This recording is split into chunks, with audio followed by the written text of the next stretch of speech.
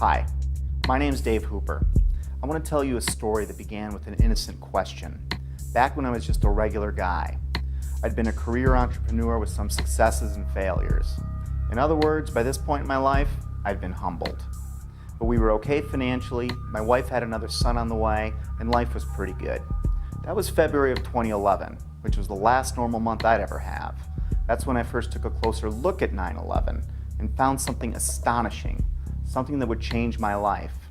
This is the story of how one simple accidental question came to be, and how it led to another, and then another, becoming a research obsession that crashed my belief system and drove my marriage, relationships, and sanity to the brink of disaster, and how out from that brink came my awakening.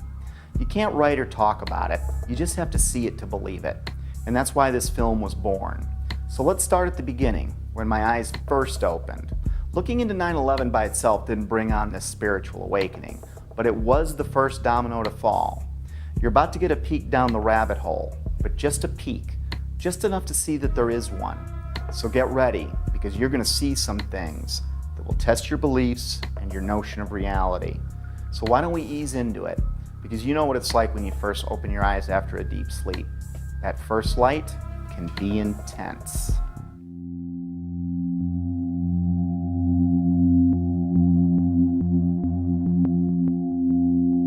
My awakening began with a simple question. It occurred as I watched a familiar clip of President Bush on the morning of 9/11. I didn't realize it then, but this question was about to change my life.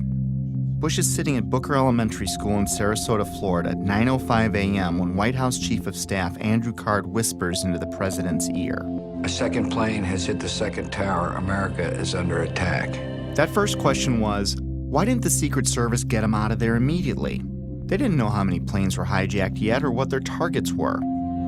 There were actually 8 planes that were hijacked. We had 11 reports of hijacked aircraft.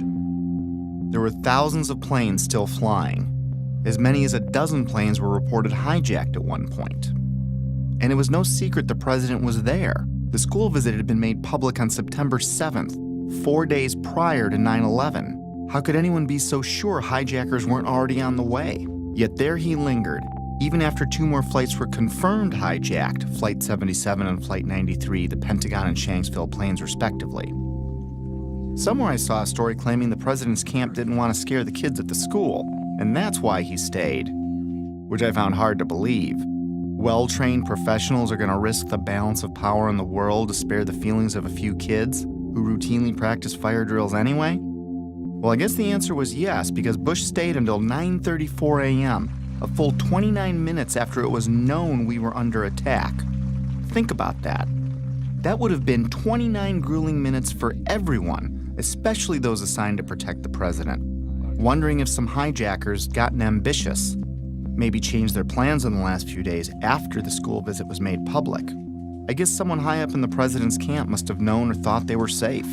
I mean, what else could it be? But how could anyone have known that? It had me thinking, but it wasn't a huge deal. I was more intrigued by the type of people I came across who also had similar questions about 9/11. These weren't conspiracy theorists as I pictured them. These were people in government, aviation, civil defense, architecture, science, engineering, and the military. I decided to look further. I still had no idea the impact this would have on my life. I started by refamiliarizing myself with the incident, or I should say set of incidents. Of course, we all remember the second tower being hit, but I didn't put much thought into the other parts of that day. And soon after looking, I was reminded that there were several incredible events on 9/11. I put almost no thought into the particulars of that day for 10 years. But that was about to change. In chronological order, the official version goes like this. 4 planes were hijacked by 19 mostly Saudi Arabian terrorists who then flew or attempted to fly those planes into 4 U.S. buildings: World Trade Center 1, World Trade Center 2, the Pentagon, and the U.S. Capitol. 3 of them were successful. American Airlines Flight 11 hit the first tower, the North Tower, at 8:46 a.m. United Airlines Flight 175 hit the South Tower at 9:03 a.m. American Airlines Flight 77 hit the Pentagon at 9:37 a.m. At 9:59, the South Tower collapsed after burning for less than an hour. At 10:07 a.m., United Flight 93 crashed in a field in Shanksville, Pennsylvania. Then at 10:28 a.m., the North Tower collapsed. And I barely remembered that a third building at the World Trade Center, Building 7, collapsed at 5:20 p.m. to close out the day. The National Institute of Standards and Technology, more commonly known as NIST, backed up the official government version that intense fires weakened the steel and caused all 3 buildings to fail, including Building 7, which oddly enough was not hit by an airplane, nor was it exposed to jet fuel, which is what I thought melted the towers to get that progressive collapse started. And you had that intense heat probably weakened the structure as well. As I looked for answers, I found Shyam Sunder of NIST stating, "The buildings were not brought down by explosives. Until then, I didn't know explosives were even in the conversation. And like hearing a child claim innocence before a question is even posed, it had my eyebrow raised." World Trade Center 7 collapsed because of fires fueled by office furnishings. It did not collapse from explosives or from fuel oil fires. While researching the official government story, I saw a news flash that the 9/11 families wanted an investigation of World Trade Center 7. I was a bit surprised. Why would they be questioning the official story? That seemed a little out there, but who could be more invested than they were? So I listened to what they had to say. Our perception of what happened on September 11th is very different from the general public's perception, I'd say, for the most part. I believe that the public is still uninformed about most of the issues that are surrounding them. I just don't think the public at all knows. They want to believe. I think the truth sometimes can be frightening. There's some deep, deep explaining to do. The bottom line is that it needs to be investigated. We have to demand a new investigation. I want justice here. Nobody ever stopped to have a scientific investigation. A scientific investigation. A scientific... What did these families know that I didn't? It's obvious once you look, they've been trying to say something is wrong, and we need to look at 9/11 more closely, especially Building 7. And they weren't alone. I found an endless sea of organizations, rallies, websites, books, and films about that day, but I never really heard about any of them on the evening news. The families and many others were pointing to World Trade Center Building 7, the last one to collapse. I wanted to research what was so special about Building 7. We were only a few days away from launching my new business when I shared with Betsy that I didn't think there was any harm in pushing it back a bit so I could look into Building 7 for myself. This news, combined with the controversial nature of what I was looking into, was met with less than enthusiastic support by my wife, even though she tried to hide it. It was understandable. Remember, our baby was due in a few months, and I was suggesting changes, but they weren't too big and she was okay with it, so I moved forward. And that's how it began. I didn't know it then, but I set us on a course that would lead our marriage to the brink of disaster. But that hadn't happened yet, so let's pick this back up at Building 7. Here are some basic facts. World Trade Center 7, which was located in downtown New York City, is sometimes called the Salomon Brothers Building, but is most commonly referred to as Building 7.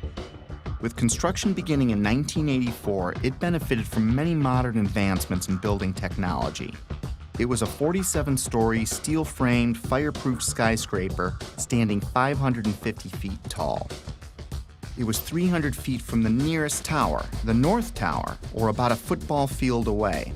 Even though it was one of the largest buildings in Manhattan, it looked small next to the Twin Towers. In September of 2001, Building 7 would have been the tallest building in 33 states. It collapsed at 5:20 p.m. the afternoon of September 11th.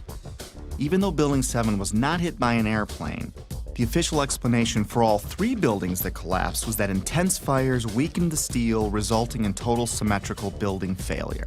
The official story goes on to state that in Building 7, column 79 gave out first, starting a progressive failure of the remaining columns, which allowed the building to fall almost as fast as a bowling ball would into its own footprint.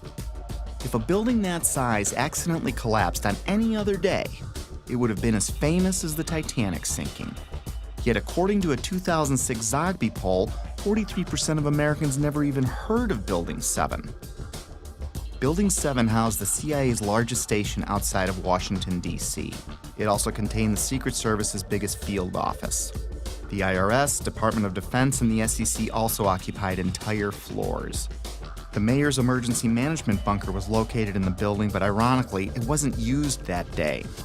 The rest of the tenants were primarily banks such as Solomon Smith Barney, which occupied the top 17 floors. Many government and SEC documents for cases primarily against Wall Street banks, but also including WorldCom and Enron, were destroyed, crippling the investigation into thousands of cases. At this point, I didn't think anything was too far out of place. I'd come across a few strange things, but I wasn't thinking conspiracy or anything like that. I did, however, find it a little odd that falling debris could set off a chain of events, ultimately turning Building 7 into a pile of rubble. However, I really didn't understand the physics involved, at least not yet. But I didn't need to understand physics to find it pretty strange that the whole building would crash through itself. I've played with Legos. Tip over? Maybe. But to pile drive through itself didn't make sense. At least the Twin Towers were hit by planes, but no plane hit Building 7. Sometimes it's easier for me to tackle complex issues with simple metaphors, so I thought of a stove. Then I imagined what kind of materials would I need to add to the fire so that all 4 legs would collapse simultaneously, and I couldn't answer it. Better yet, let's say I stacked 10 stoves on top of each other, and then I welded them together to better represent any of the buildings that collapsed that day. Now I go and light, let's say, the 7th stove up on the stack. What could cause the 7th stove's legs to give out simultaneously and cause every other stove below it and above it to break apart into tiny pieces, crashing to a pile of rubble in a few seconds? And how could that happen 3 times in a row? After breaking it down, I felt a little pit in my stomach for the first time, but I assured myself that I must be missing something. With that said, it was time to take a crash course in high-rise fires. It seems that high-rise fires are more common than I thought. I found hundreds of them. According to a 2011 report by the National Fire Protection Association, there are an average of 110 fires each year in buildings over 13 stories tall. According to the report, between 2005 and 2009, there were 550 high-rise fires. Of course, there are many more all throughout history, but let's talk about some of the more startling ones. Sao Paulo, Brazil, the Joelma building, 1974. Sparked by an electrical fire, the residential building burned twice as long as the Twin Towers, yet it stood. The underlying structure wasn't even weakened. In fact, it's still in use today. The MGM Grand, which is now Bally's in Las Vegas, Nevada, caught fire in 1980, killing 85 people. It's had a few facelifts and ownership changes, but the structure underneath was never compromised. It's still in use today. Los Angeles, California, 1988. What was then called the First Interstate Bank building burned for 3.5 hours. No structural failure at all. In fact, an insurance company moved in, and today it's known as the Aon Center. In 2004, the Parque Central building in Caracas, Venezuela, the country's tallest building, burned for 17 hours. The facade was repaired, and it is in use today. Philadelphia, Pennsylvania, One Meridian Plaza, 1991, burned for 18 hours. It stood. Beijing, China, the Mandarin Oriental Hotel, burned for 6 hours in 2009. It stood. Chechny's tallest building burned for 7 hours in April 2013. It stood. Dubai, Moscow, Zurich, and on and on. I was starting to see a trend. Fires don't melt steel or cause buildings to collapse. The World Trade Center has itself burned many times with no structural failure or weakening. Some significant dates include February 13, 1975, when the 9th to the 14th floors burned for 3 hours. No damage or weakening of the structure was recorded. The fire began in an electrical wiring closet on the 11th floor. Some fire department officials and building officials here say that there's no chance the World Trade Center could become a type of towering inferno. And in 1993, it survived a bomb detonated in a highly vulnerable area with no structural damage caused by the fires that resulted from the explosion. There was, of course, damage from the bomb, which had to be repaired. But through it all, the towers have always stood. Sometimes buildings do collapse because of structural failure, but it's usually a design problem or earthquake damage or a controlled demolition. Buildings don't come down because of fire, but when they do collapse, they tend to tip over and stay connected. After reviewing hundreds of fires, I could find only 3 occurrences of fire bringing down a steel-framed high-rise in all of history, and all 3 were on 9/11. High-rise buildings simply do not collapse due to fire. Collapse of World Trade Center 7 was primarily due to fire. But there's a problem. Office and open-air jet fuel fires cannot melt steel. A lot of things in these kind of buildings have to be fire resistant by nature. It's required by code.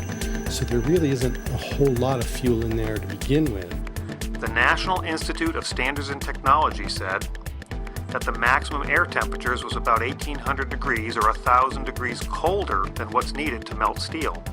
And it takes a blast furnace with air blowing with blowers to try to get steel to melt. So if you have a flame at 750 degrees, you can hold that flame under a steel beam forever, and you'll never reach a high enough temperature to bend steel, let alone melt it. This would have us to believe that these was a typical office fire, scattered office fires, if you will, that brought this building down. Since the mid-60s, I've tried to follow high-rise fires, and I'm not aware of any high-rise building that have come down as a result of fires. And seeing black smoke come out the windows, that means that the fires were oxygen starved. Kerosene would have burned off very quickly.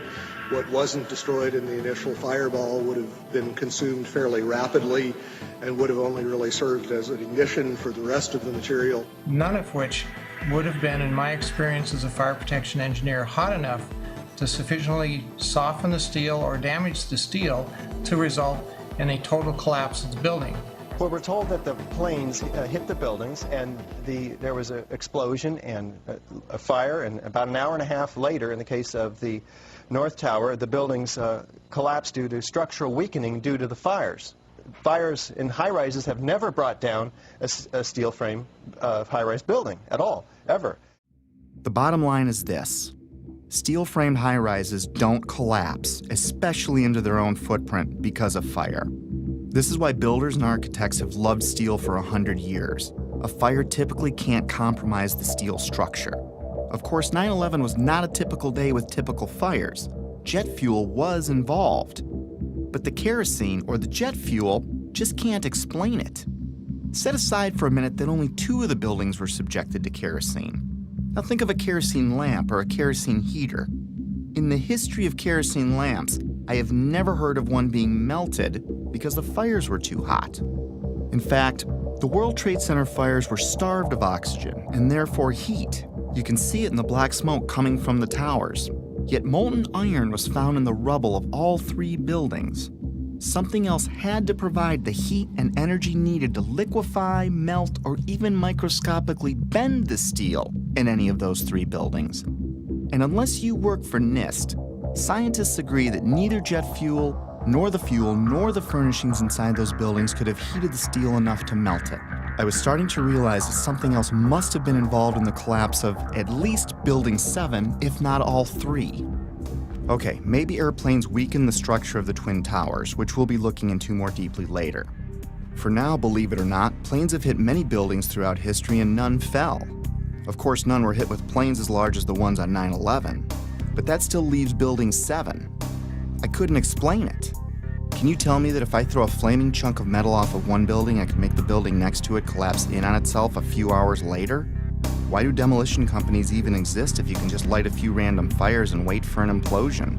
Maybe the steel structure in Building 7 was so badly damaged from falling debris that the entire structure was compromised. It still can't explain the symmetrical collapse, but I looked anyway. Other buildings that have suffered severe structural damage by natural disaster or bombs didn't disintegrate into rubble piles. They stayed together in some way. Even the buildings in the Trade Center complex that suffered worse damage than Building 7 didn't collapse in on themselves. This uneasy feeling was growing, but there was much more to understand about Building 7's collapse, especially before I started jumping to conclusions in my own head. I needed to hear from some experts.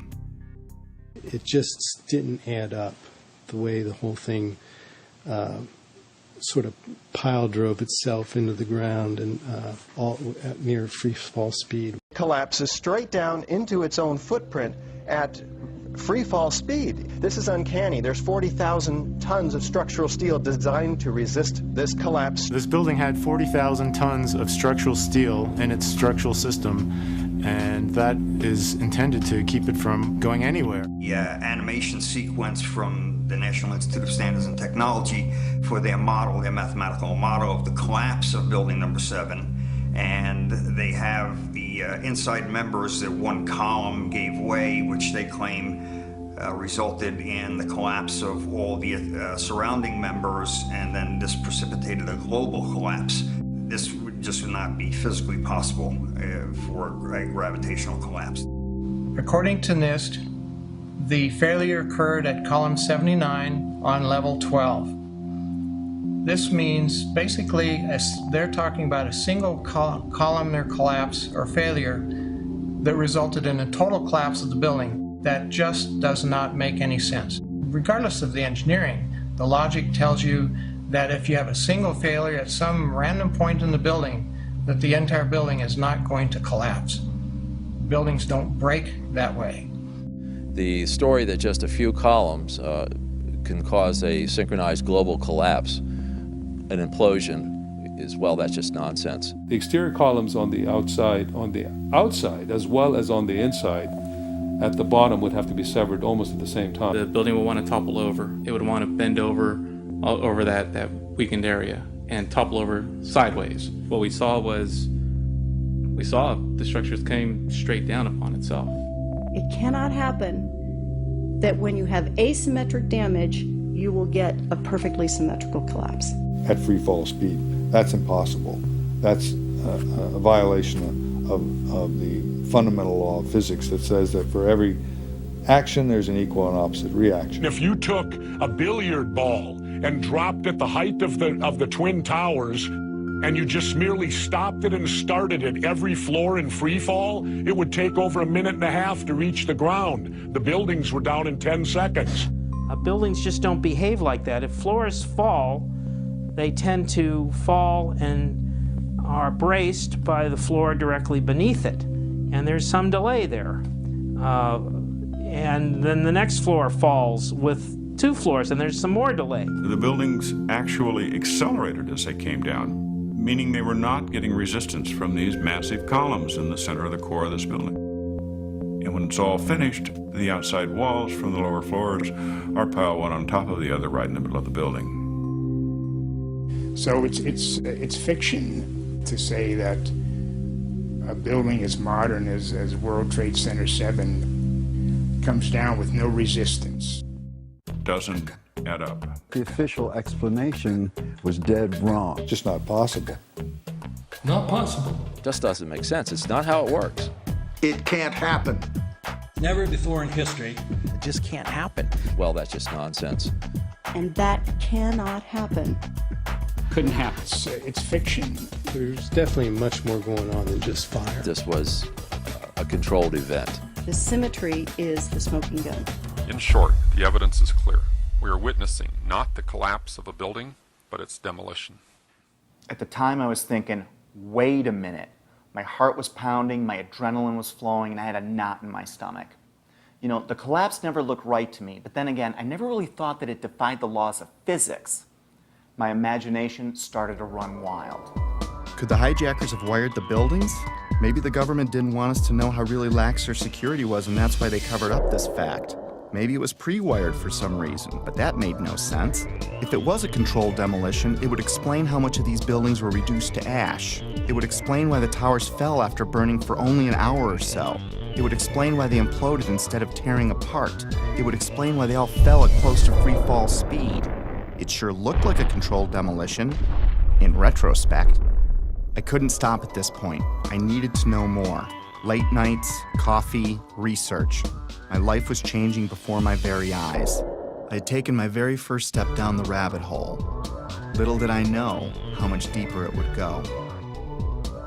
By now I knew that fires didn't bring down the buildings. And even if fire could somehow melt steel, the buildings would not have fallen in on themselves. They would have tipped over or torn apart. I was starting to find credible people talking about controlled demolitions and the use of explosives and molten steel. My mind kept wandering, trying to imagine how all this tied together. But first, I still needed to understand more about what happened. And what we find down there is pools of molten iron. What does that mean? Several tons. Exactly. What is that doing there? The first responders see it. The structural engineers see it. It's documented by FEMA, the melting of steel. Normal office fires is what's supposed to have brought these buildings down, along with jet plane impacts. But jet fuel and office fires don't produce molten iron or molten steel. It doesn't begin to melt until 3,000 degrees. At one point, I think there were about 2,800 degrees. See the stuff he's pulling out? Yeah. It's red hot. 8 weeks later, we still got fires burning. The concept of molten iron is very important here. In order to get molten iron, you have to reach unbelievable heat levels. It takes much, much more energy than you could find with any combination of burning office furniture, jet fuel, or gravity. Molten iron can be an indication of the use of thermite. Thermite, thermate, and nanothermite are super hot burning substances used by the military that can cut through steel. It can supply its own oxygen so it can burn underwater. It would explain how fires burned at ground zero for 3 months even after the area was flooded. So thermite would also explain potentially the fact that the fires could not be put out at ground zero. The fires lasted for quite a while. The fires were finally put out on December 13, 2001, just over 3 months after 9/11, making it the longest burning building fire in recorded history. They burned underwater for much of that time. These fires were a big question mark. But first, it was time to take a closer look at NIST. They are the scientific agency backing the official version of events as most Americans know them. I was hoping they would curb my growing anxiety. Instead, what I learned about NIST made my heart sink. To understand NIST, you need to understand the relationship to explosives. They have vehemently denied that there were any. Not only did they not check for them, they state that none were used. Plain and simple. In fact, they have gone to unbelievable lengths to prove that explosives, or even the evidence of explosives, like pops going off, did not exist. Some people might call it incompetence. Others might call it selling your soul.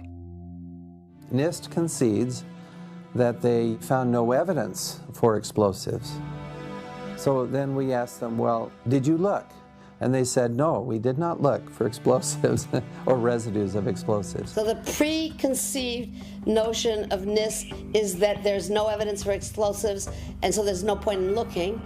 That is the most unscientific thing that you can possibly think of, not to look because you don't expect to find evidence, and in fact the evidence is overwhelming. NIST computed what they claimed would be the minimum loudness of an explosion that could sever column 79 with a single blast. Then they claimed no observers detected explosions as loud as their predictions. This size blast would have produced an incredibly loud sound that was not recorded on videos of the collapse nor reported by witnesses. On the basis of this artificial threshold of interest, they swept aside all evidence of actual explosions and concluded that no explosives contributed to the destruction of the building. We did not find any evidence that explosives were used in the collapse. Is that a secondary explosion? Yes, it was. That was the Yeah, definitely secondary explosion. Secondary explosions, sometimes described as pops or booms, are mini detonations apart from the primary explosion of the plane impacts. These types of explosions are routine in a controlled demolition. They were heard in all 3 buildings long before any collapsed. Like, it sounded like gunfire, you know, bang, bang, bang, bang, bang, and then all of a sudden, 3 big explosions. That sound was not picked up by any of the videos or witnesses that we have talked to. You heard explosions, like ba-boom, We just heard one more explosion. That's about the fourth one we've heard. CNN is now reporting that there was a third explosion at the World Trade Center. Equally unempirical is the treatment by NIST and Popular Mechanics of reports of explosions before and during the collapses. Both documents pretend that there were no explosions. Secondary explosion. We've got numerous people covered with dust from the secondary explosion. Okay, you get the point. Why was NIST denying these explosions? Why are they a big deal? Well, those explosions are a strong sign of a controlled demolition, but they're not proof positive of one. If it was a controlled demolition, there would be other signs like misfired explosives and particles in the dust. So their preferred method of dealing with this problem was to ignore or even deny the reports.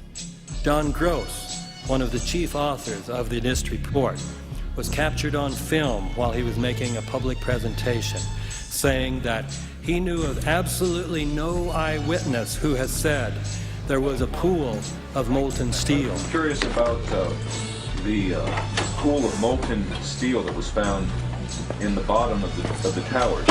First of all, let's go back to your basic premise that there was a pool of molten steel. I know of absolutely nobody, no eyewitness who said so. Get down below and you see molten steel running down the channel rails, like you're in a foundry.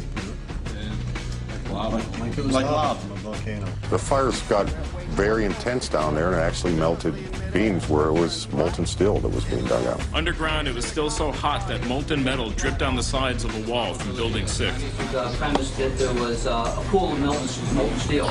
I know of absolutely nobody, no eyewitness who said so, nobody who produced it. I was on the site, I was on the steel yards, so I don't know that that's so. Then I was at the site 2 weeks after it happened with Governor Pataki, right?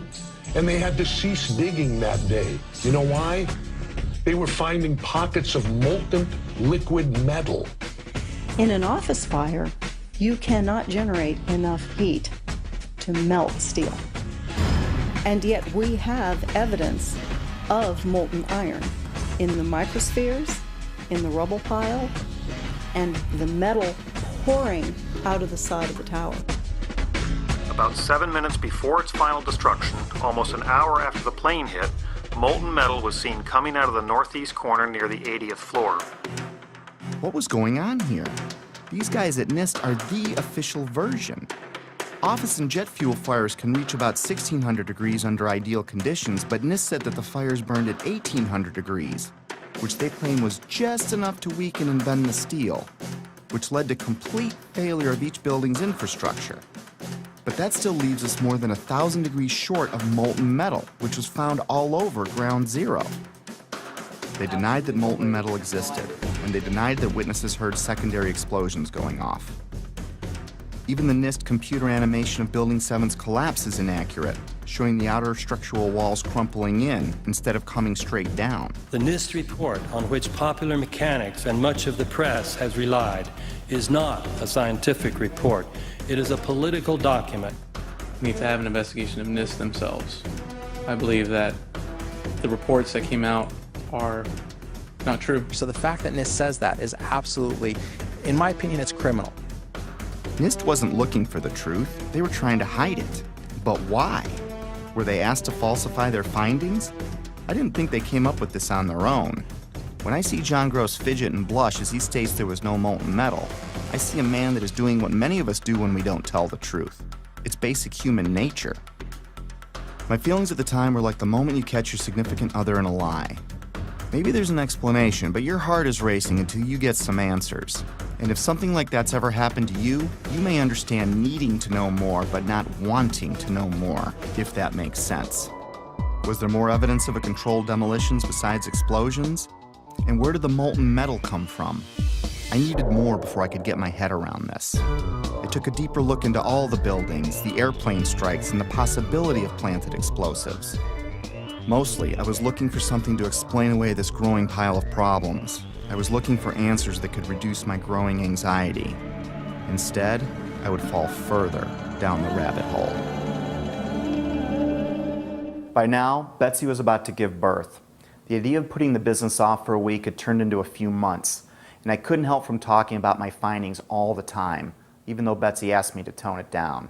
She needed more from me as a husband and father, and I needed more from her to preserve my sanity. Then my dad died, and 8 days later, my son was born. I was all over the place. This prompted my first break. I was in a very strange place, grieving my dad and celebrating my son, while digesting this new information that no one wanted to discuss.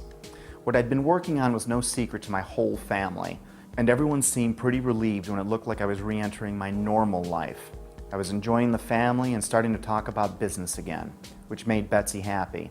And I wasn't talking about 9/11 anymore, which made Betsy even happier.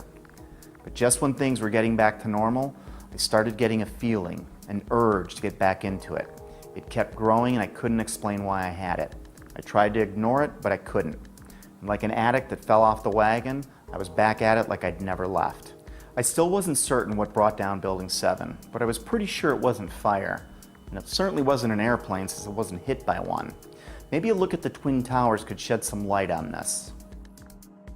Most skyscrapers are built on steel or concrete frames, which is a grid of columns and beams that goes all the way through the building. The World Trade Center was different. It was what engineers call a tube structure.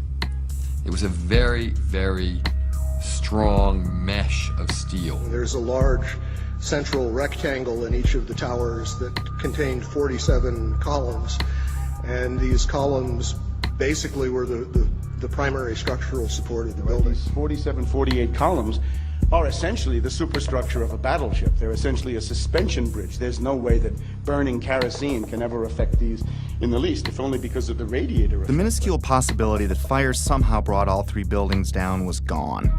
My only hope was that airplanes could have destabilized the buildings somehow.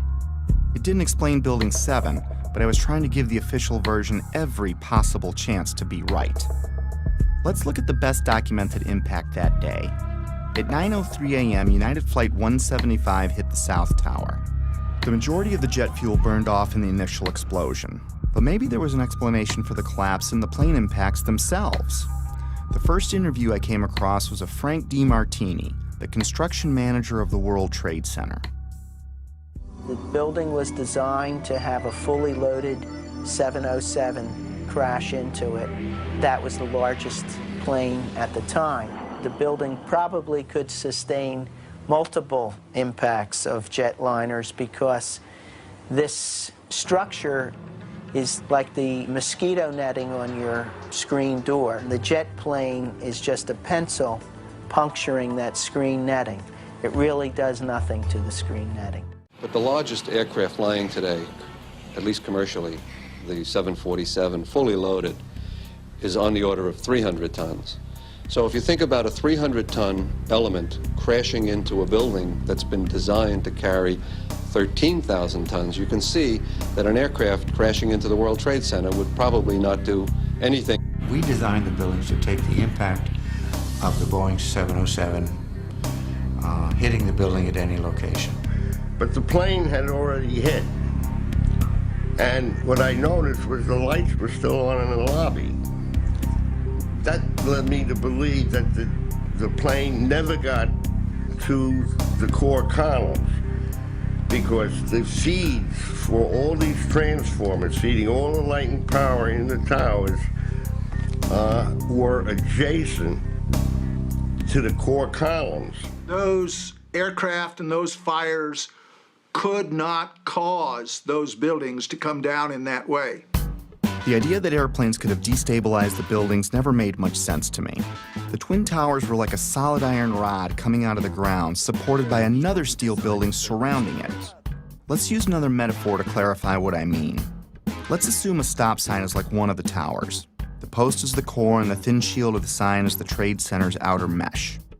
If you shot a bullet through the stop sign, the bullet would go through the outer shell and the inner steel core that holds it up. Is the structure weakened after the event? Is it possible for the sign to implode in on itself, partially turning to dust? Does it matter if it was a flaming bullet that exploded on impact? Could the sign ever collapse in on itself? The plane impact still can't explain the near free fall speed of all three collapses, but I had to look. So if it wasn't fire and it wasn't airplanes, then it wasn't natural. Maybe I needed to look for things that can make something like this happen. And holding off on the who and the why, for now, one step at a time.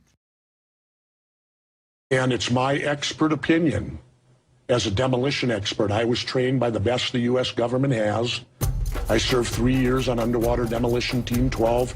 2 years I was attached to SEAL Team 1. And when I look at the buildings and how they fall and the way they fell, they couldn't have come down without being assisted in some manner. The only way that a building can accelerate as it collapses is by having pre-engineered, precisely timed, and precisely placed explosives. In other words, controlled demolition. The collapse of the building was caused by controlled demolition. In fact, the evidence shows very strongly that there were explosives used in the way the buildings came down. We started running floor by floor instead of popping out. It was like if they had detonated. Yeah, detonated. They were planned to take down a building. Boom, boom, boom, boom, boom, boom, boom. All the way down. Explosives are used to demolish buildings like this in just seconds. Okay, so it's a controlled demolition. What's the problem with that? Let's just think about this. Controlled demolitions cannot be engineered and rigged in a day. It takes months.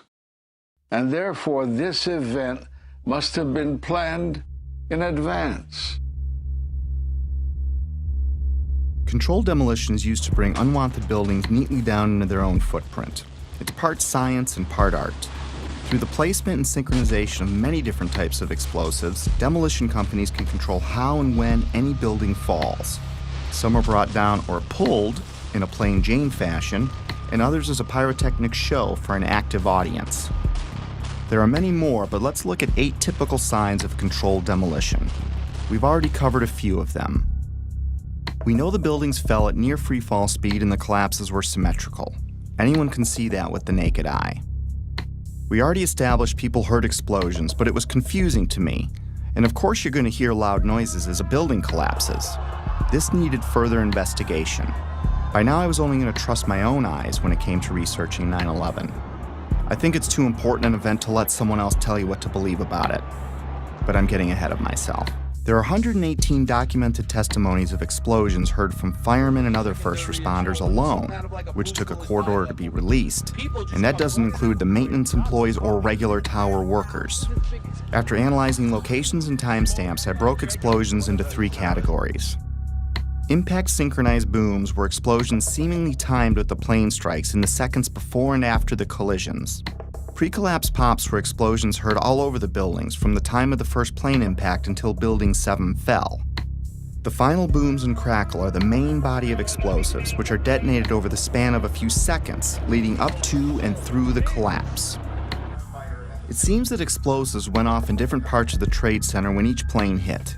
William Rodriguez, a 20-year maintenance employee of the Trade Center who was decorated for saving many people that day, was in the building when the first plane hit. Let's hear what he and a few others had to say about a subterranean explosion coinciding with the first plane hit. It was a huge explosion that came from under my feet, meaning that it came from the sub-levels between B2 and B3. And then there was a huge explosion at the top of the building. You could hear the difference from the bottom and all the way through the top. They were having coffee in the World Trade Center when the first plane struck. And all of a sudden it sounded like, I don't know where the subway is, but it sounded like a subway collision, a bomb. Just get out of the tunnel and the blue. The subway tunnel? Yeah. Yes, I was right there. I was down in the basement, came down, all of a sudden the elevator blew up, smoke. I dragged the guy out, his skin was hanging off, and I dragged him out, and I helped him out to the ambulance. What that man is describing sounds like an explosion, not jet fuel dripping down elevator shafts, as stated in the official version. Why did so many people hear an explosion below ground? A collision above might crack or break some windows, but I didn't understand how that could tear up the lobby, especially when you consider the base of the building would have felt the least amount of vibration as the shockwave was absorbed by the 95 floors above it. Remember, these images are from before the second plane strike, meaning these images were recorded between 8:46 and 9:03 a.m. The only thing that had happened so far is a plane impact around the 95th floor of this building.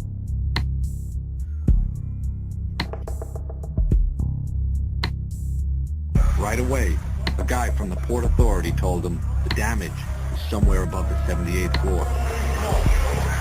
But all you had to do was look around. It was obvious. Something had happened right there in the lobby. FDNY fireman John Schrader, whose engine company 10 is across the street from the Trade Center complex, arrived at the first tower hit, the North Tower, within 10 minutes of the impact. We came down, it looked like a bomb went off in the lobby. You know, it wasn't from the jet fuel. No way. The ladies that are with me were in the World Trade Center in the first building and escaped through the lobby where they report they believe there was a bomb in the lobby. The bomb hit the lobby first, and a couple of seconds in the first plane hit. I mean, I know of people that got killed in the basement. I know of people that got broken legs in the basement. People that got reconstructive surgery because the walls hit them in the face. At the time, I was actually in the subway heading towards the World Trade Center right around Franklin Street. And after the first explosion, the subway station started to fill with smoke. The subway cars started to fill with smoke, and the subways actually stopped. With so many people talking about the explosions at street level, it would make sense that early reports had the FBI and others looking into bombs at the base of the buildings. Apparently what appears to happen was that at the same time two planes hit the building, that the FBI most likely thinks that there was a car or truck packed with explosives underneath the buildings, which also exploded at the same time and brought both of them down. Reason to believe that one of the explosions at the World Trade Center may have been caused by a van that was parked in the building that may have had some type of explosive device in it. I spoke to the chief of safety for the New York City Fire Department. He received word of the possibility of a secondary device, that is another bomb going off. There was another explosion which took place. According to his theory, he thinks that there were actually devices that were planted in the building. Jenny Carr was recording a business meeting near the Trade Center at 8:46 a.m. on 9/11 when we hear the basement explosion. 9 seconds later, we can hear the first plane hitting the North Tower.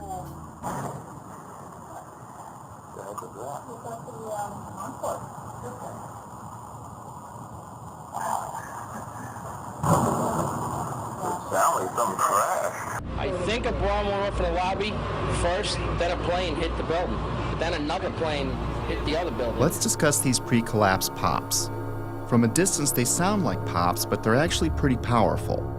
Hundreds of secondary explosions were reported at various times prior to the collapse of all three buildings. In a controlled demolition, these bangs are shaped charge explosives blowing out beams before a collapse. They can be programmed to go off hours or seconds before an implosion. These were mostly reported as secondary explosions by the first responders and reporters. We've heard reports of secondary explosions after the aircraft impact. Then somebody said that they saw an airliner go into one of those towers. Then, I don't know, an hour later than that, we had that big explosion from much, much lower. I don't know what on earth caused that. Here, hold on. You want to call your mother or something? You gotta get back. All right.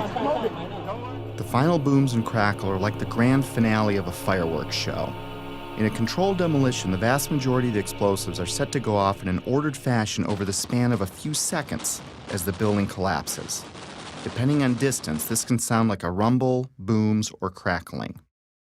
That feeling that there was something else, that there may have been something else that brought those buildings down. There was a lot of talk there in New York of another explosion prior to the collapse of the first building. We could hear a rumble, which was about 5 seconds long, preceding the actual collapse, and then a boom when each of those towers collapsed. In this footage, which has been slowed, you can see white smoke emanating from the ground floor before the collapse wave arrives. It's an unsteady camera, but keep in mind whoever recorded this was running for their life. It was like watching a stunt car explode before it crashes at the bottom of the cliff. In this image, recently released by a Freedom of Information Act request, police department photographer captured an explosion originating at the base of the South Tower, just before the first tower collapsed. The explosions and shockwave before Building 7's collapse were captured in different ways. We're watching the building actually because it was on fire. The bottom floors of the building were on fire, and we heard this sound that sounded like a clap of thunder, turned around, we were shocked to see that the building was, well, it looked like there was a shock wave ripping through the building and the windows all busted out. In the end, the evidence of explosions was ignored by the organizations behind the official version, like NIST, FEMA, Popular Mechanics, and the 9/11 Commission. My independent search continued. Up next, the kink in the roof. It's not necessary for there to be a kink in the roof of an imploding building, but when it does happen, it's a pretty sure indication of a controlled demolition. The roof can only kink in when the central support columns are blown out first, meaning the destruction of the building is coming from inside it, not outside. This is done by design so the building falls in on itself. The kink in Building 7 is clearly visible to the naked eye. Controlled demolitions are designed to let the top of the building fall through its inner core columns, which is typically the strongest part of any building. Watch the penthouse of Building 7 sink into the floor below it just before the collapse begins. Squibs. Squibs are the sixth indicator on our list. In demolition vernacular, squibs refer to visible blast from explosive charges. Often they are visible through mistiming or malfunction in some way. Usually they are hidden in the debris cloud. In simple terms, squibs are visual evidence of explosives. Squibs were recorded from the moment of the first plane impact through the collapse of the last tower. For me, they went unnoticed until I looked at the video more closely. These stills captured squibs as the towers collapsed. The official version stated these squibs were compressed air caused by the pancaking floors, which squeezed air to the point of bursting out a window. The seal of the building was already broken when the collapse began. Logically, if it was compressed air, it should have found the path of least resistance through the broken part of the building. It shouldn't have knocked out a window here or a window there, as many as 40 floors below the blast wave. Naysayers tend to say, well, that's just air being blown out the windows. I mean, it doesn't really work to say it's just air pressure. And I estimated these are coming out faster than 100 miles an hour. The following clips show multiple squibs popping out, sometimes simultaneously, sometimes dozens of floors away from each other. Of all the 9/11 information I've come across, this may have been the easiest to spot. Yet it provided me with one of those stark moments in which the reality of 9/11 sunk in to a new level. In this clip, notice how the squib occurs before the floors above reach the blast ejection point. Not all squibs, however, were easy to spot. Remember how we discussed explosions that were timed to go off with the plane impacts? Well, this is the first plane impact. Notice the dark brown smoke coming out of the top floor of the tower. This smoke is already dissipating before the plane strikes the building. In this segment, the NBC camera is pointed at the north tower. The first tower hit. In a few seconds, the second tower is going to be hit. You'll know it when it happens because of the reporter's voice and the fireball in the lower left corner of the screen. Now keep your eye on the east facade, the one on the left. Notice how several tiny explosions go off as the second plane hits the other building, perhaps in an effort to mask some necessary work prior to its demolition, as I was thinking at the time. Oh, another one just hit. Something else just hit. The seventh characteristic of a planned implosion is what's called a demolition wave. It's the path of destruction in a controlled demolition. It is a visible wave of explosions moving down the columns of a building just ahead of or at the speed of gravity. This array of synchronized explosives is timed to blow out floors beneath the collapse wave as the floors above reach the floors below, thus allowing a drop at approaching freefall speed. Again, let's slow down the film for some of these. When slowed down, you can see how the explosions are timed to go off, floor by floor.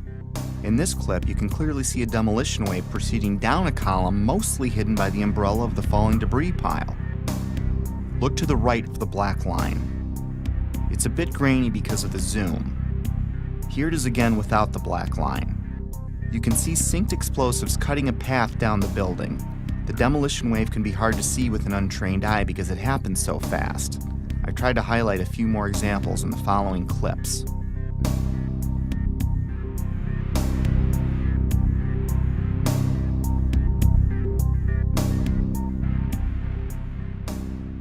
Often buildings being demolished will have a mesh around them to keep projectiles from shooting away. In the case of the Twin Towers, there were thousands of pieces of steel jettisoned out much further than they could have if it were a gravitational collapse. Some pieces were ejected laterally over 600 feet. Some of these pieces weighed several tons. Let's listen to what a few experts had to say on the topic.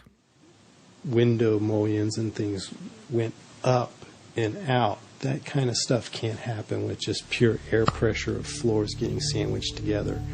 Large multi-ton beams were hurled hundreds of yards laterally. Gravity works vertically, not laterally. The fragments which are being, which is coming out of the tower, obviously being kicked out by an explosive action. And here it is trailing white smoke the whole time. It really is indicative of some kind of explosion. I'm no physicist, but if this was a gravitational collapse, there is no way that multi-ton beams can land 2 football fields away. I've lived in high-rises my whole life, and I've dropped things off my balcony, things like shoes and computer monitors. All they do is fall straight down. Even aerodynamic items like plates never ended up across the street. In some of these clips, you can see projectiles actually propelled upward, forming an arc. If this were a gravitational collapse, pieces could not be shot upward. And consider the pieces we see. The small pieces weigh a few pounds and the biggest pieces weigh several tons. In this clip, a multi-ton steel box column had so much lateral force that it pierced the building across the street. To give you an idea of its size, here you can see a construction worker standing at the base of the box column being installed. If I can't chuck a shoe more than 150 feet from the 50th floor of my building, how much force do you need to get a multi-ton steel girder to triple that? I could pretty much rule out a gravitational progressive collapse with the physical dynamics I'd seen with my own eyes. And I found it ironic that the only part left standing was the base of the building.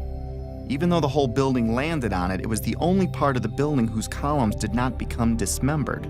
Perhaps that says something about the difficulty in wiring the atrium of the towers. And maybe these columns at the base did what the rest of the building should have done, and that is stay together in some way. Just a personal observation I'd made at the time. Of course I've been wondering how the hijackers wired the buildings. It was the only thing that still made any sense, even if barely. But I stopped wondering how the hijackers did it when I learned what was found in the Ground Zero dust. Even though the cleanup and removal of the Ground Zero evidence began within hours of the attacks, not all of it was removed. Many different dust samples were analyzed by scientists all over the world, and what they concluded put the final nail in the coffin of the official story for me. We touched on thermite earlier, but we're going to look into it more deeply for reasons you'll soon understand. Thermite is a chemical mixture, usually of metal oxide and aluminum powder, with several variations. It's often used in fireworks, underwater welding, and military weapons. It can also be used to cut steel beams. When thermite is detonated, it leaves traces of itself in the debris, like perfectly round microscopic spheres of iron, and unexploded thermite itself, both of which were found in the Ground Zero dust. The fact that explosive residue was found in the dust didn't surprise me, at least not by now. I already knew in my heart it was a controlled demolition. What rocked me was the type of thermite found. You see, it was a special type of thermite called nanothermite, and it meant that the odds that the hijackers could have done this dropped to near zero. My belief system kept taking more hits, which we'll discuss in a bit. For now, though, let's have the experts walk us through the basics.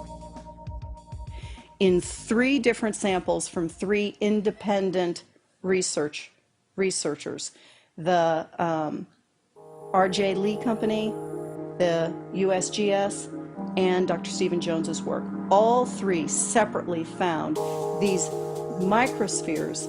As much as 6% of the World Trade Center dust consisted of tiny, previously molten iron spheres. You cannot get a perfectly round sphere of metal from the building tearing apart. The only way you can get that is by starting with a molten liquid. Then the hydrostatic pressure will create the perfectly round sphere as it solidifies. So what produced all that molten iron? Well, it has in it the chemical evidence of a special incendiary, which is thermite, a high-tech incendiary used to cut through steel like a hot knife through butter. These spheres have iron, aluminum, fluorine, manganese, very unusual elements associated only with thermite. And there's small chips of unignited thermite as well. In the dust, we found what we characterize as unreacted thermitic material in the shape of some very tiny red-gray chips. We captured the residue after the material had been heated. The red-gray chips, as we ignite them, produce spheres that have iron and aluminum, just like we see in the dust in abundance. And the composition was very, very similar. And that led to the conclusion of the paper, which was, we've got some form of thermite in these red-gray chips. What I can confirm also is that these chips, the red layer is thermitic. It does produce molten iron. I've heard this argument that somehow perhaps someone seeded these samples with nanothermite. There have been some that have argued that these red-gray chips could be paint of some form. I've also heard the argument that perhaps the falling buildings just generated this nanothermite. Well, no. So it wasn't, the red-gray chips are not the primer paint that was used on the WTC steel. These chips are not naturally occurring. They are not going to form because some materials fall down in a building and touch each other and get compressed together. That's just not what this material is.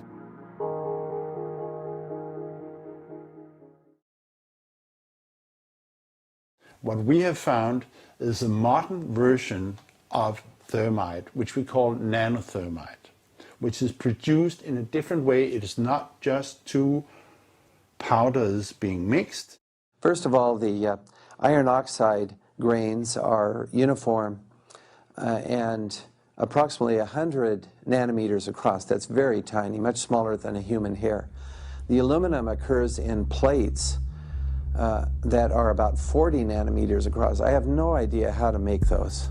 I mean, this is a high-tech material, and it's embedded in a carbon-rich matrix with order. These red-gray materials have very orderly sheets containing aluminum. This is a material that is made up of nano-sized particles that are all very uniform, very symmetrical.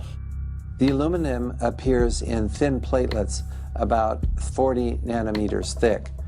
It is the small size of the particles involved in this material that allow us to characterize it as nanothermite. These really are sophisticated materials and probably only developed in a laboratory. This is very high-tech thermite, nanothermite. It's not found in a cave in Afghanistan. It's produced in very sophisticated Defense Department contracting laboratories. We compared our spike that we got with a spike from known nanothermite, which is produced at a military laboratory. Their measured energy released with known nanothermite was less than these red-gray chips. What we are dealing with, I think, in World Trade Center is modern military material which is unknown to the general public. It takes steel and it creates molten steel. So it takes beams of steel and it turns it into molten steel, and it just everything underneath just sinks into the ground like what you saw. And it is a special U.S. military grade weapon. So the military uses it for a number of different applications. Okay? It is a military grade weapon. It's not something you could make ever. I was pretty astonished at how deep this rabbit hole was getting, even though I still had no idea what I was in for. Of course, by now, I had to acknowledge this was a planned demolition, unless I wanted to lie to myself. Maybe you can explain squibs, but how do you explain explosions or the molten steel? And if you explain that, how do you explain the rate of fall or thermite in the dust? I had to face facts. No matter what my heart wanted to believe, these buildings were wired to blow, plain and simple. But it wasn't until understanding how nanothermite is made and who has it that I considered, for the first time, that someone other than the hijackers had to be involved. And as scary as it was to consider, it might even be homegrown. Hundreds of questions kept flooding in. Why would underfunded guys on the other side of the world use something so exotic as nanothermite that could easily be tracked by our intelligence services? Who would sell it or make it for them? Why risk accessing the buildings every day for months? How did Building 7 get detonated at the end of the day? If you have the means and go to the trouble of getting nanothermite and wiring the building, why let the plan rest on using box cutters to overthrow military and combat-trained airline pilots, along with dozens of passengers, as the official version states? Heck, why bother killing yourself in a plane crash at all if it wasn't needed to take the buildings down?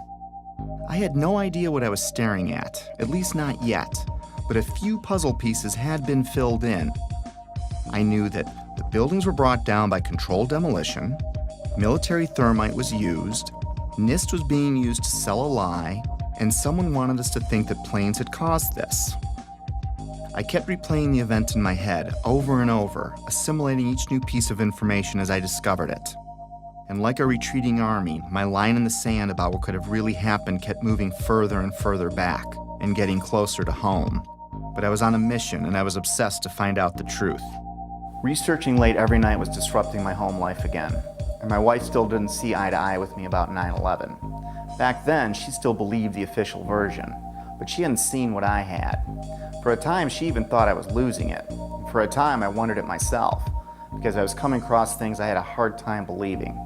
My former dismissive, conventional thinking self was fading away as my eyes continued to open, causing changes in my belief system and further destabilizing our home.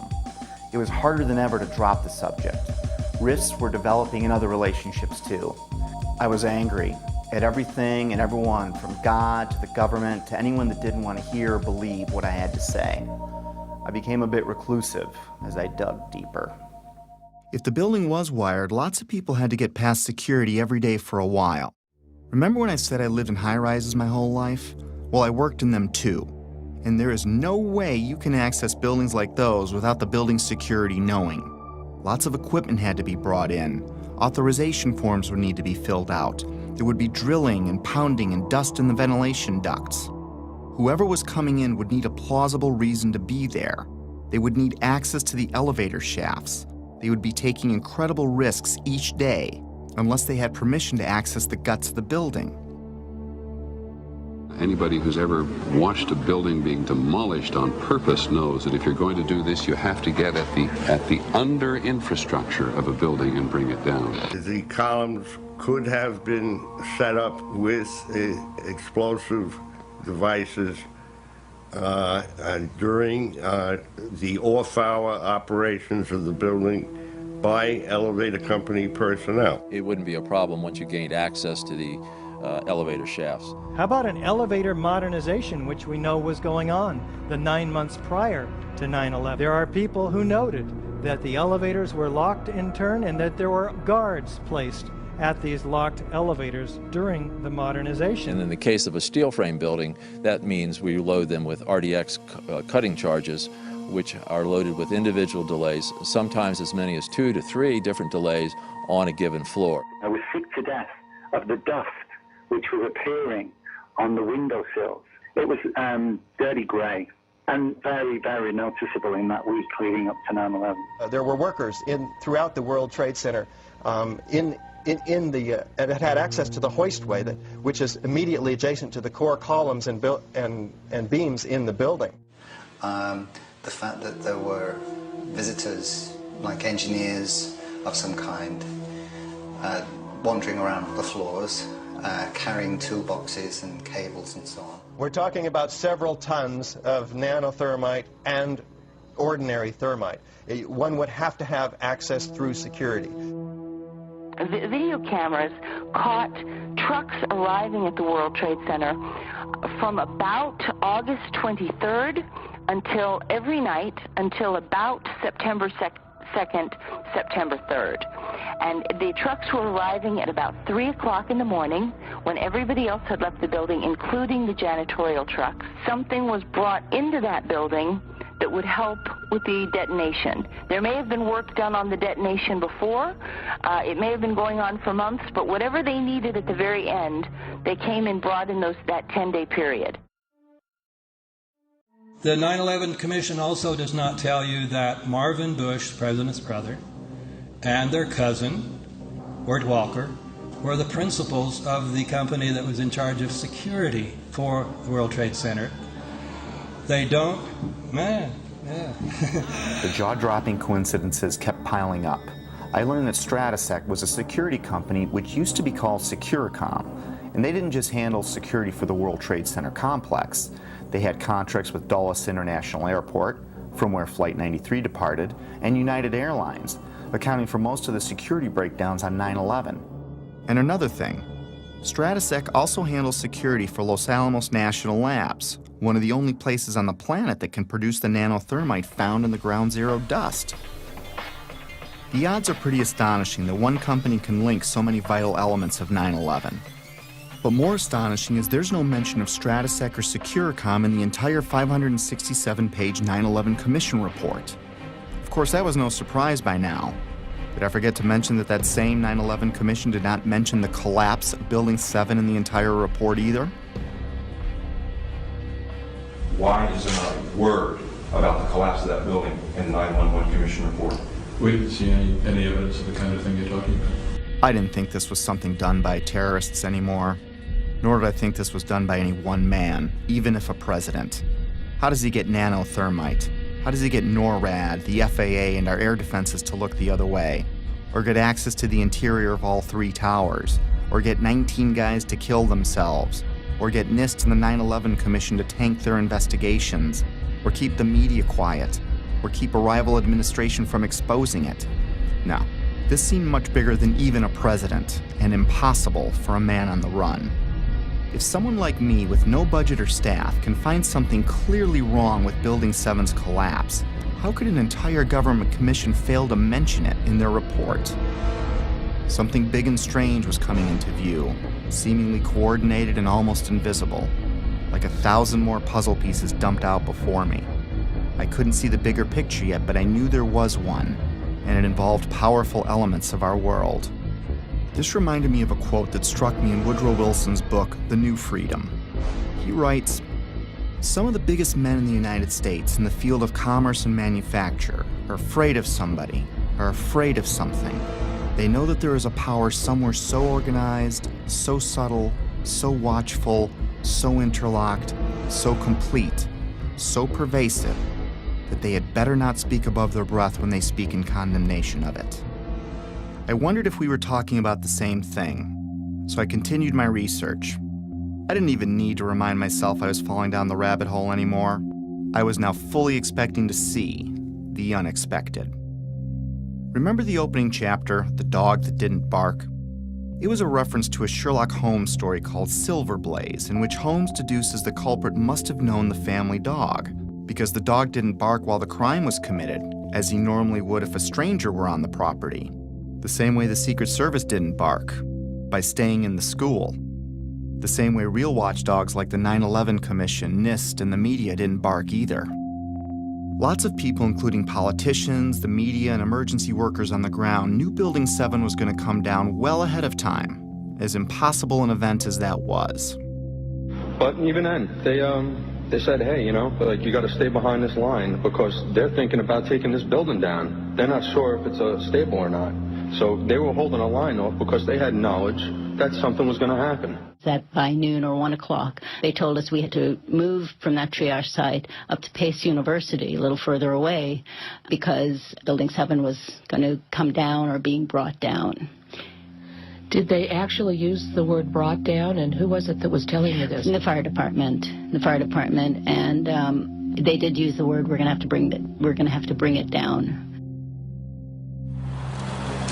Keep your eye on that building. It'll be coming down soon. I didn't hear any creaking, or I didn't hear any indication that it was going to come down. And all of a sudden, the radios exploded, and everybody started screaming, "Get away, get away, get away from it!" And the whole time, you're hearing thum, thum, thum, thum, thum. So, I think I know an explosion when I hear it. We are on the phone with New York Fire Department Lieutenant David Restuccio. Can you confirm it was number 7 that just went in? Yes, sir. And you guys knew this was coming all day? We had heard reports that the building was unstable and that it eventually would either come down on its own or it would be taken down. And we were in a building in which we were trapped for about 10-15 minutes. And we set up headquarters at 75 Barclay Street, which was right there with the police commissioner, the fire commissioner, the head of emergency management. And we were operating out of there when we were told that the World Trade Center was going to collapse. The World Trade Center was going to collapse. It was going to collapse. It was going to collapse. But it was the media's pre-knowledge of Building 7's fall that was much more telling. Several news outlets around the world reported the collapse of Building 7 long before it happened. I listened closely to these segments. Considering Building 7 wasn't hit by an airplane and no high-rise has ever collapsed because of fire, how was it that all these different news agencies reported it before it happened? How can anyone report there has been an improbable accident before the accident happens? Now, more on the latest building collapse in New York. You might have heard a few moments ago, I was talking about the Salomon Brothers building collapsing. And indeed it has. Apparently that's only a few hundred yards away from where the World Trade Center towers were. That one of the other buildings, Building 7, in the World Trade Center complex is on fire and has either collapsed or is collapsing. That has structural damage as well.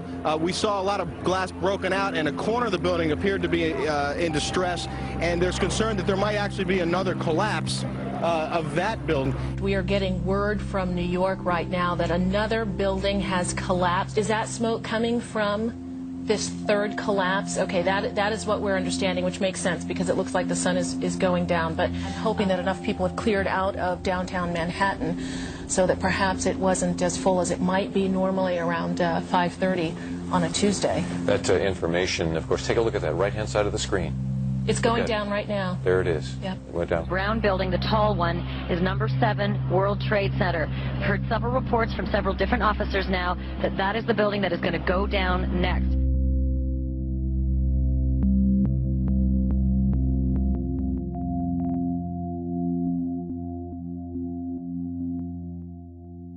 The media has played an important role in shaping the official story, even to this day. The idea that the buildings fell because of planes and fire was instilled in the public's conscience early and often on 9/11, and it started before any buildings fell. And that perhaps they're buckling under the force of the collision or the hole that's resulted from these two planes. My sense is that just one, the velocity of the plane and the fact that you have a plane filled with fuel hitting that building that burned. So structural damage, as you had suggested, probably led to this building going down. We are seeing... It was because the building had been weakened during this morning's attacks. And then I witnessed both towers collapse, one first and then the second, mostly due to structural failure because the fire was just too intense. And now we are told that there's a fire there and that building may collapse as well as you can. Pictures of airplanes flying into buildings, fires burning, huge structures collapsing, have filled us with disbelief. Metaphor time. Let's say your local TV news breaks in with a report of a car accident at the corner of Main and First Avenue because a car blew out a tire, swerved into a tanker truck, and it exploded. Now your office is at that corner, so you go out and look, but everything looks fine. You flip stations and other stations are reporting it too, using different wire services even.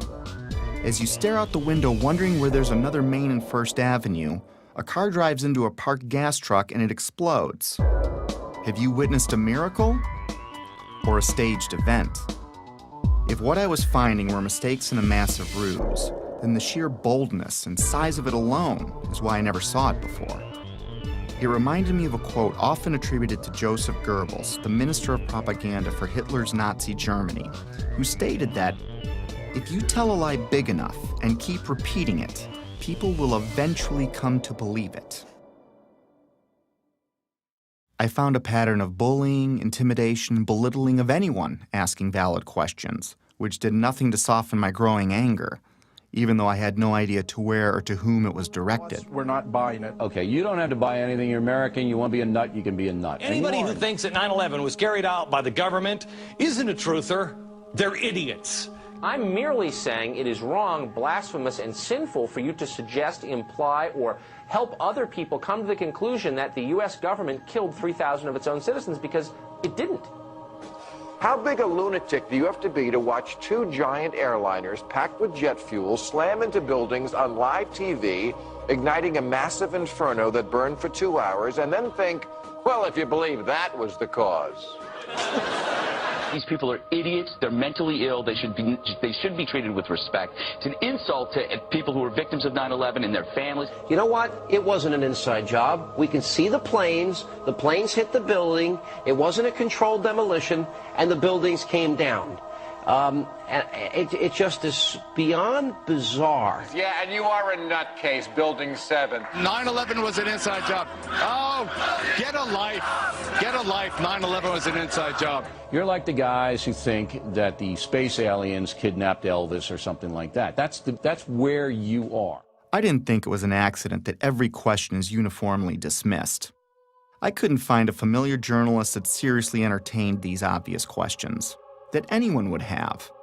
Could I really be onto something that the media couldn't see? Or were they trying to keep me from seeing something they did? Most reasonable people would question the official story after seeing what we've seen.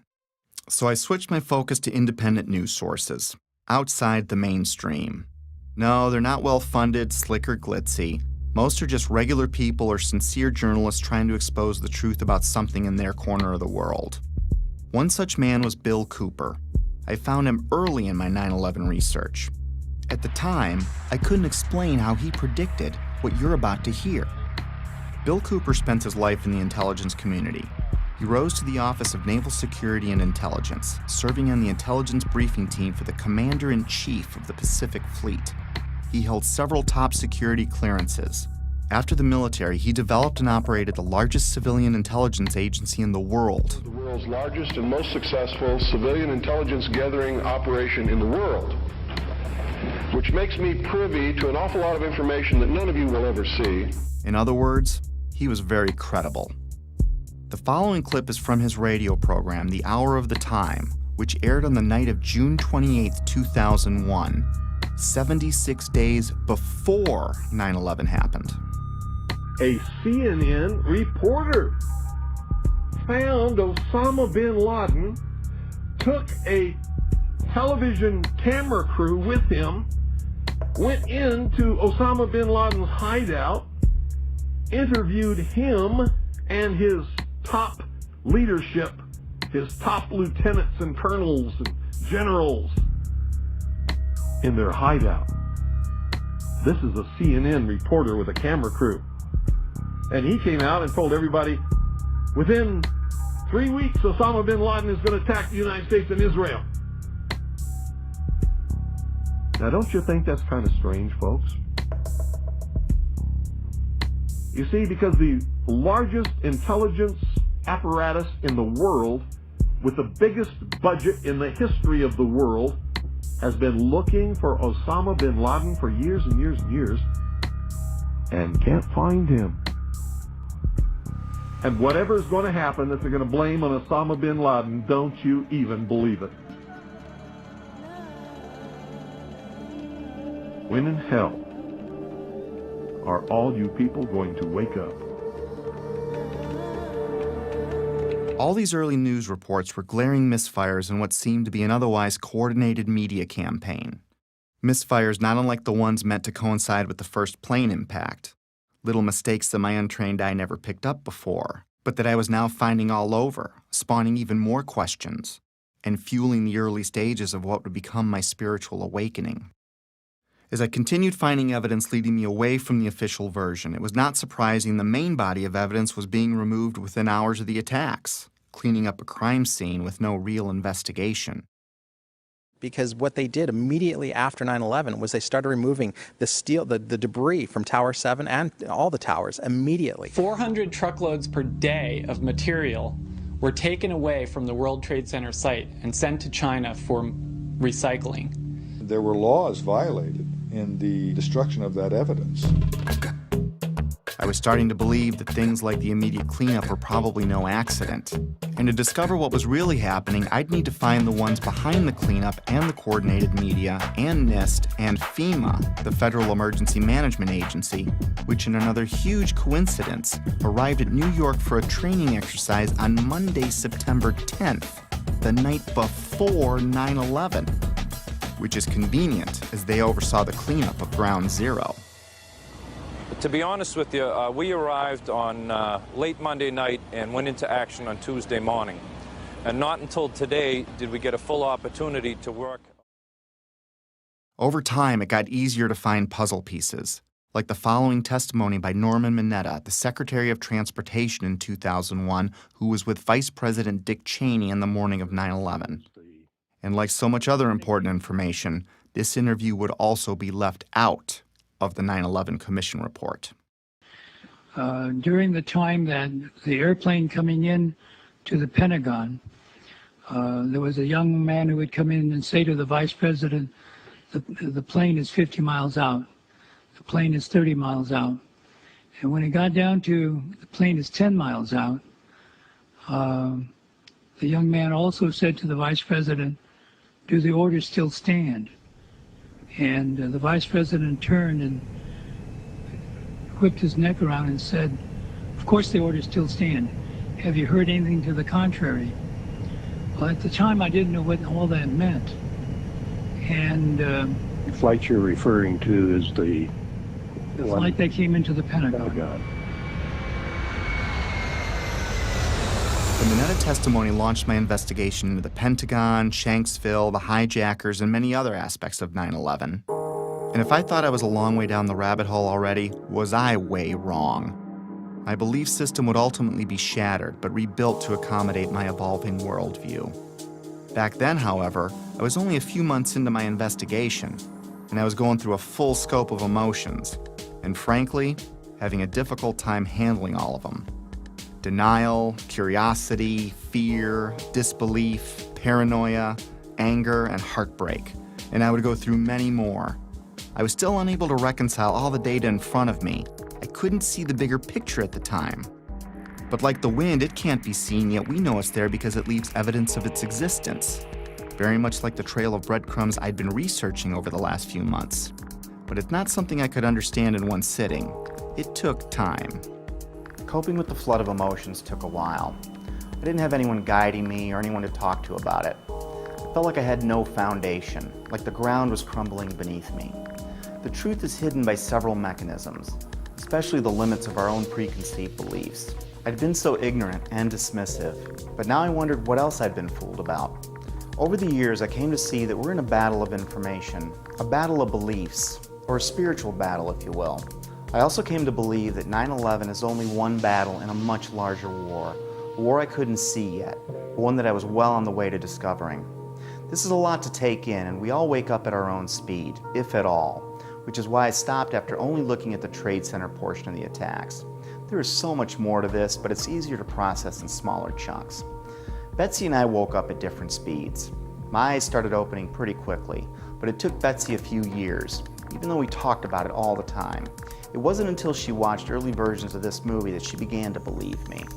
I clearly remember the day in June of 2013 when she came voluntarily and shared her own thoughts about her own 9/11 research, something she'd never done before. And I knew by talking to her that her eyes were finally opening too. It probably saved our marriage. Getting past that stumbling block opened the door for us to reconnect. If there's a pit in your stomach, don't be overwhelmed or scared. Whatever's behind all of this has been there for a long time, and I'm sure you've lived, loved, and laughed in that time. And you still will. The shock will wear off, and what will be left is a much better understanding of how the world works, which makes the bad guys' jobs harder. Over time, the discomfort and confusion subsided, and I went back to my life, with clarity and new hope for what's ahead. Today I'm able to laugh and be happy and look forward to the future like everyone else. I have all that, and I'm more aware of important things happening around me. So if you want to forget everything you've seen, go back to your regular life. Soon you'll forget about all of this. Our defense mechanisms work that way. But if you decide to jump down the rabbit hole, my advice is to seek your own answers, do your own research, and don't let anyone tell you what to believe about anything. Because until you see it for yourself, it'll be hard to ever understand why it's so important to know it exists.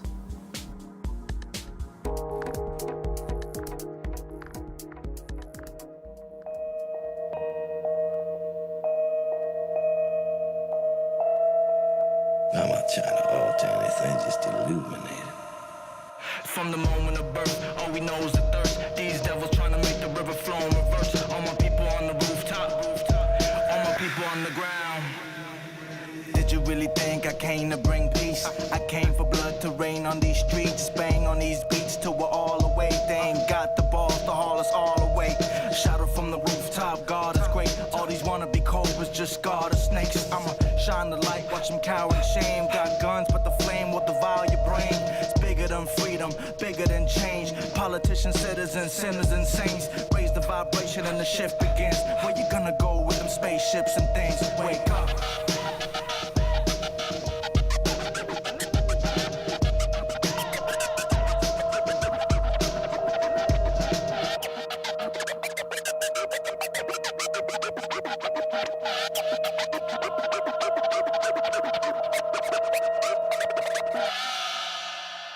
In the kingdom of the cowardly lions, undoubtedly the tyrants and keepers of the sleeping giants. From the minds to the Zionists and overnight messiahs, setting fire to the fire, cause I'm preaching to the quiet kids, speaking in defiance. Read through the lines, keep your eyelids open if you're blind to the science. Can't incite riots without violence, cause Lord willing no one killing them with kindness. Raise a train to invade our neighbors, paid renegades, take aim at the natives. No hiatus from these faith crusaders, stage all out wars in the name of the creators. Is it all cause they hate us or underestimate us? Why, Lord, do you forsake the poor like racists? Agents of Satan with the faces of saviors, but it takes more than Green Berets with AKs to save us. Trust.